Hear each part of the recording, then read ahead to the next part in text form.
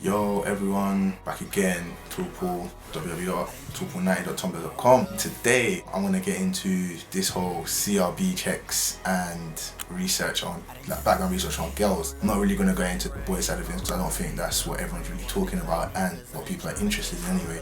But anyway, CRB checks, is it necessary? Do people really need to do it? Is it a good thing? Is it a bad thing? Obviously people have two sides story. I'm gonna try and look at both of them and obviously you can tell me what you're thinking. Firstly, from a personal point of view, I can say I can conduct a CRB check, but it's not to an extent that some people are doing it. Let's say you meet this new girl and you're starting to like her. Now me personally, I wouldn't go to anyone and just say, yeah, so what about this girl? Like is she a slut? Is she this? Is she that? Me, I'd maybe ask more about her personality, because asking about is she a slut, you're asking for a problem. If the answer is yes, what are you gonna do? And especially if you're feeling this girl, are you gonna be like, oh damn, that's a shame? Or are you gonna go to her, talk to her, and even try and find out for yourself? Maybe there was a reason behind it. That's a bit like, not a reason about being a slut, but a reason behind maybe something that happened in it. So I know a lot of people were saying that CRB checks are really important because obviously you can find out some proper deep information, but these times the people you're asking, like, they're not their best friend and they're not their family. If it is their best friend, then that best friend, like, this, that's not really a best friend. But if you're asking a person, they're not really going to be their best friend, so obviously they're just going to go off hearsay. Like, let's say someone was getting off with someone in a club, they were kissing them in a club, and then now they went off into some dark corner and they were doing things. Now that person, everyone can just this person did this, X did that, Y did that.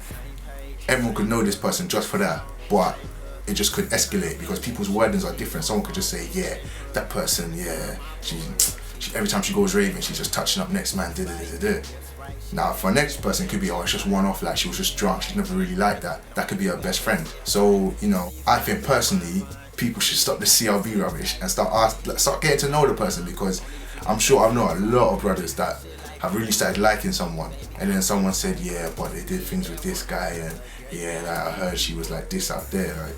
Too many double standards, because these times, girls' numbers who are, a girl could have a number, her body count, shall we say, would be like 6 or 7, at most, man, times that by 3, so. Obviously, I'm not trying to say, yeah, man, fight the power for girls and everything, but because obviously we can get into another topic about how girls are, but I'm just saying, personally, from my experience, if you're going to conduct your research, conduct it in a certain way. Everyone has their different expectations. One guy can say that 11 is too much, another guy can say 5 is too much. So really and truly, you've got to, find out for yourself. Sometimes obviously the girl's not going to say and come up and be like, yeah, how many people have you beaten? The girl's going to be like, well, including etc, it's this number. It's not going to be like that. If you talk to her, she might not be proud of it, then you can start making your decisions, and then from there find out like if you're going to pursue this in a relationship or something. Because really, if one girl was talking to me and then she went and going to ask some next guy about me, and then this guy was chatting fraff, I'm not going to trust the girl. If you want behind my back, why should you come and just talk to me about it? Let's not be silly about it. You could be going out with a girl or even seeing a girl, and then you find out that she's been around the block basically, but that doesn't mean that she could be a slut. She could have gone out with 9 people, slept with 9 people in it. But if someone just says, yeah, she slept with 9 people, that just sounds bad. Obviously, it's a difference in age. If like 13-year-olds have sex with 9 people, then obviously you need to ask some questions. But if she's like, you don't know, like she could be 20 now, and between the ages of 17 to 20, she could have slept with 10 people. But now she's 25, and she ain't slept with anyone since then. 10 to some people still sound bad. Obviously, like some people can get over it.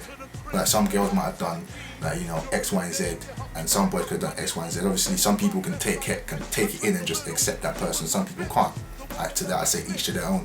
But try and do your own research to an extent. Obviously, ask some people if that's the way you want to do things, but make sure to go and ask the person, not like, oh, I heard you slept with 10 people.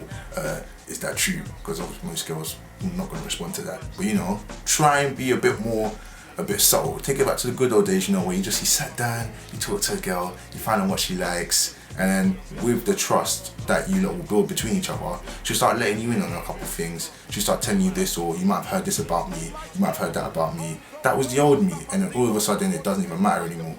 Like I said, some people will still have a difference with that, but thanks for listening anyway. Give me some comments, some feedback, tell me what you think. I'm chatting is rubbish, I'll tell you you're rubbish. Don't show power again. Talk Paul. Safe, man.